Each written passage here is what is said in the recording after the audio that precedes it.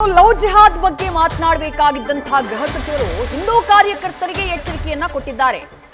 ದಾವಣಗೆರೆ ಜಿಹಾದ್ ಆರೋಪದಲ್ಲಿ ಪ್ರತಿಭಟನೆಯನ್ನ ಮಾಡಲಾಯಿತು. ಆ ಪವರ್ ಜಿಮ್ ಏನಿದೆ ಅದರ ಬೋರ್ಡ್ ಅನ್ನೆಲ್ಲ ತೆಗೆದುಹಾಕುವಂತಹ ಕೆಲಸವನ್ನ ಹಿಂದೂ ಪರ ಸಂಘಟನೆಗಳ ಕಾರ್ಯಕರ್ತರು ಮಾಡಿದ್ದು, ಅದಕ್ಕೆ ಸಂಬಂಧಪಟ್ಟ ಹಾಗೆ ಪ್ರತಿಕ್ರಿಯೆ ಕೊಟ್ಟಿದ್ದಾರೆ ಗೃಹ ಸಚಿವರು.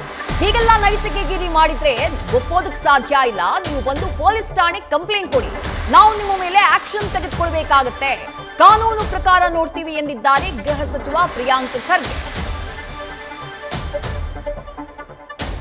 ನೋಡಿ, ಈ ವಿಜಿಲೆಂಟಿಸಮ್ ಮತ್ತು ನೈತಿಕ ಪೊಲೀಸ್ಗಿರಿ ಏನಿದೆ ಅದು ಮಾಡ್ಲಿಕ್ಕೆ ಅವಕಾಶ ಇಲ್ಲ. ಈಗ ನೀವು ಹೇಳಿದ್ಮೇಲೆ ಗೊತ್ತಾಗಿದೆ, ಅದು ಬೆಳಿಗ್ಗೆ ಈ ಪ್ರಕರಣ ಬೆಳಕಿಗೆ ಬಂದಿದೆ.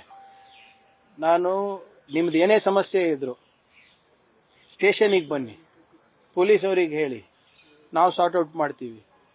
ನೀವೇ ಕುತ್ಕೊಂಡು ನೀವೇ ಪೊಲೀಸ್ ಅಂತ ಅನ್ಕೊಂಡ್ರೆ we will not allow that. ಈಗ ಏನೇ ಕುಟುಂಬದವ್ರು ಇದ್ದಾರೆ, ಅವ್ರೇನಾದ್ರೂ ಕೇಸ್ ಕೊಟ್ರೆ we will take it, we will investigate, we will do it.